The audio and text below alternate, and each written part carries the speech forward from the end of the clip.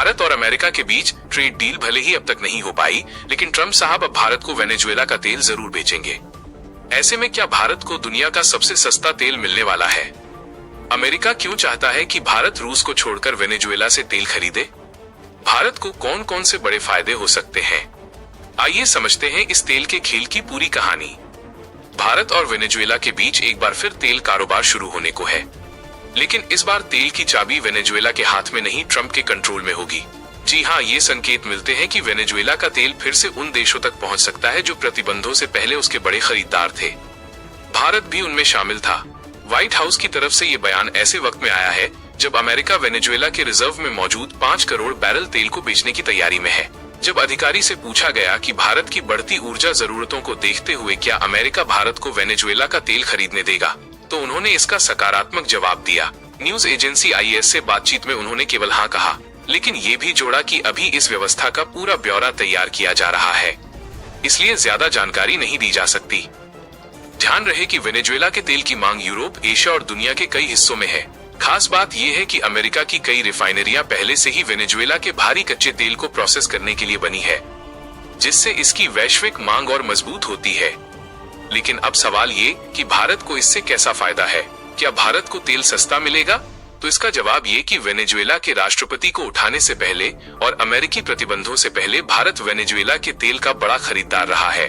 भारत की कई जटिल रिफाइनरियां भारी कच्चे तेल के हिसाब से तैयार की गई हैं, जो वेनेजुएला के क्रूड के लिए उपयुक्त है। अब अगर दोबारा सप्लाई शुरू होती है तो भारत को सस्ता और अनुकूल तेल मिल सकता है, जिससे रिफाइनिंग लागत घटेगी और मुनाफा बढ़ेगा। भारत को इससे ये फायदा हो सकता है। आसान भाषा में अगर आपको समझाएं तो पहली बचत डॉलर की बचत है, रुपया मजबूत होगा। भारतीय रिफाइनरीज के लिए कच्चा तेल अनुकूल होगा, सस्ता कच्चा तेल मिलेगा, रूस पर निर्भरता कम होगी। ये तो 4 पॉइंट हो गए। भारत को इससे एक और फायदा है ये कि यूक्रेन युद्ध के बाद पश्चिमी देशों ने भारत पर रूस से तेल खरीद कम करने का दबाव बनाया है। बीते साल अमेरिका ने इसी वजह से भारत पर टैरिफ बढ़ाकर 50% कर दिया था। अब वेनेजुएला अगर भारत का फिर ऑप्शन बनता है तो भारत को रूस पर निर्भरता घटाने और बातचीत के हालात मजबूत करने में मदद मिल सकती है।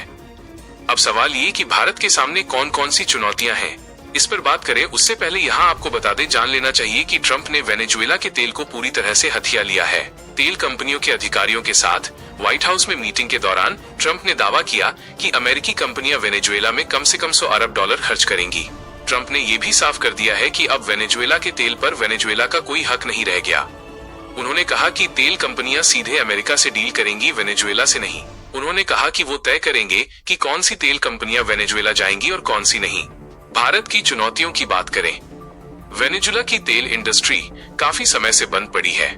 ऐसे में वहां से उत्पादन शुरू होने, ट्रम्प की इंडस्ट्रीज तक वहां पहुंचने और शिपिंग में वक्त लग सकता है, यानी भारत को इंतजार करना पड़ सकता है। नेक्स्ट पॉइंट, पॉलिटिकल रिस्क का।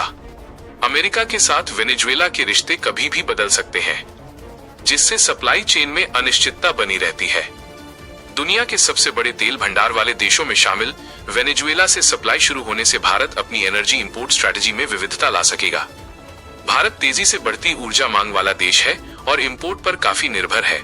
ऐसे में ये फैसला न सिर्फ कूटनीतिक रूप से अहम है, बल्कि भारतीय बाजार और निवेशकों के लिए भी सकारात्मक संकेत माना जा रहा है। आप क्या सोचते हैं? क्या जल्द ही भारत और अमेरिका के बीच ट्रेड डील हो पाएगी? क्या कच्चा तेल बहुत जल्द भारत तक पहुंचेगा? आप इस खबर को लेकर अपनी क्या राय रखते हैं, हमें कमेंट बॉक्स में जरूर बताइए। ऐसी ही ताजा और अनसुनी खबरों के लिए अननोन न्यूज अपडेट चैनल को सब्सक्राइब करना न भूलें।